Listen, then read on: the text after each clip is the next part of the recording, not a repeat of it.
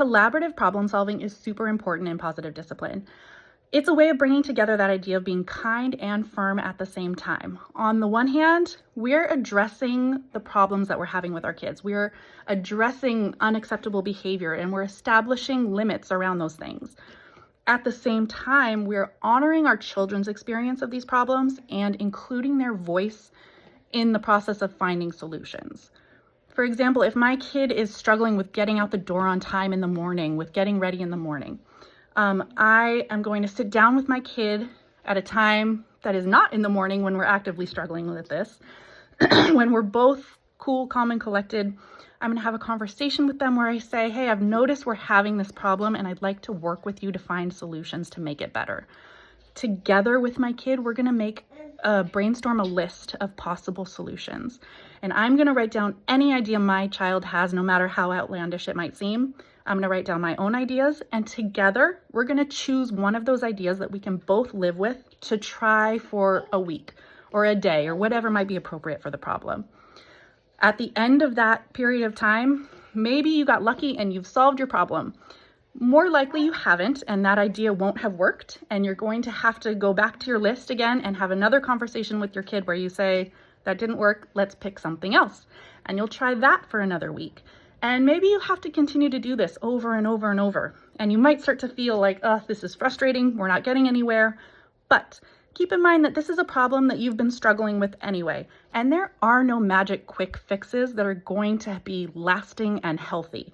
So we might as well address it in a way that is going to preserve a respectful, healthy relationship between you and your child, and that is also teaching our kids life and problem solving skills. This is happening slowly. This is not, gonna always be apparent in the moment, but every time that something doesn't work, our kids are going to be thinking through why that is, what they need to be doing differently, and little by little, they're learning. And even more importantly, they're learning that this is what it takes sometimes to solve a problem. Working at it over and over and over again, making small progresses is sometimes what it's all about, and sticking with the problem until it gets better. The kicker in this situation is that we as adults have to be willing to try our kids' ideas. That can be really difficult when we know it's not going to work, or if it's really inconvenient for us, or if it's just, annoying and we don't want to do that. But we need to try for 3 reasons. First of all, maybe it will work. Maybe they'll surprise us and they'll rise to the occasion, and we would never have known if we hadn't given them the chance. Second, if and when it doesn't work, experience is always the best teacher, and we need to allow them to have those failures so that they can learn what they need to do better. And finally, we need to be putting our money where our mouths are in this process.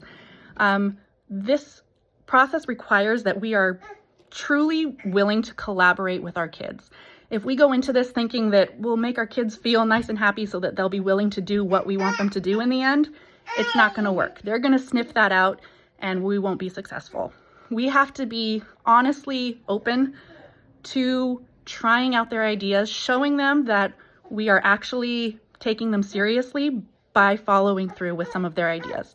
We can't always do this. Sometimes it's just not realistic, but find any opportunity that you can to let your kids try out their own ideas, see if it helps. And if not, they'll be learning important life skills. They'll be learning to be lifelong problem solvers.